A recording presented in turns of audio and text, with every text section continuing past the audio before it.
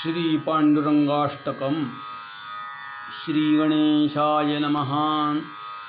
महायोगपीठे तटे भीमरथ्यां वरं पुण्डरीकाय दातुं मुनीन्द्रैः समागत्य तिष्ठत्तमानन्दकन्दं परब्रह्मलिङ्गं भजे पाण्डुरङ्गम्।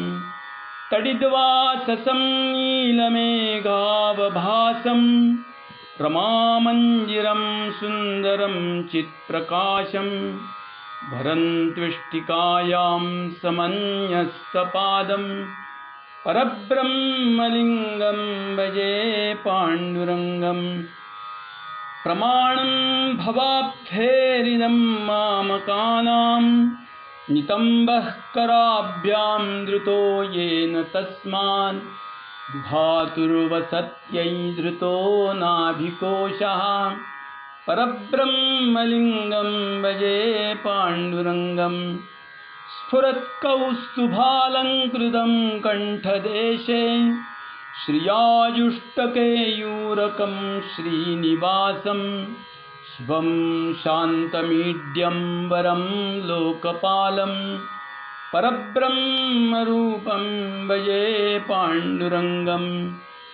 शरच्चन्द्रबिम्बाननं चारुहासं लसत्कुण्डलाक्रान्तगण्डस्थलाङ्गं जपारागबिम्बाधरं कञ्जनेत्रं परब्रह्मलिङ्गं भजे पाण्डुरङ्गम्। किरीटोज्ज्वलत्सर्वदिक्प्रान्तभागं सुरैररचितं दिव्यरत्नैरनर्घ्यैः त्रिभङ्गाकृतिं बर्हमाल्यावतंसं परब्रह्मलिङ्गं भजे पाण्डुरङ्गम्। विभुं वेणुनादं चरन्तं दुरन्तं स्वयं लीलया गोपवेशं दधानं गवां वृन्दकानन्ददं चारुहासं परब्रह्मलिङ्गं भजे पाण्डुरङ्गम्।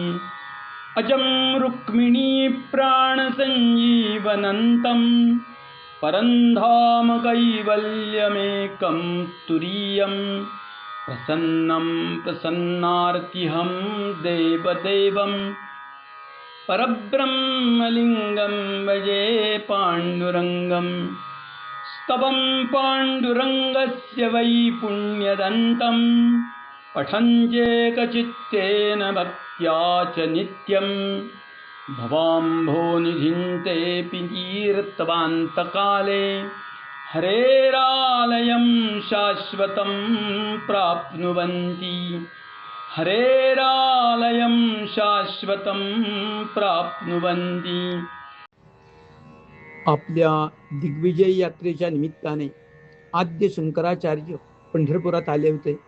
इसवी सन सुरू होण्याच्या काळात सुद्धा हे पंढरपूर विशिष्ट वैभवानं नटलेलं होतं. महाराष्ट्राचं लाडकं दैवत भगवान पांडुरंग आणि या पांडुरंगावरतीच हे अष्टक रचलेले आहे. पांडुरंगाष्टकाची भाषा सरळ, सुगम, सालंकृत आणि चटकन मनाची पकड घेणारी आहे.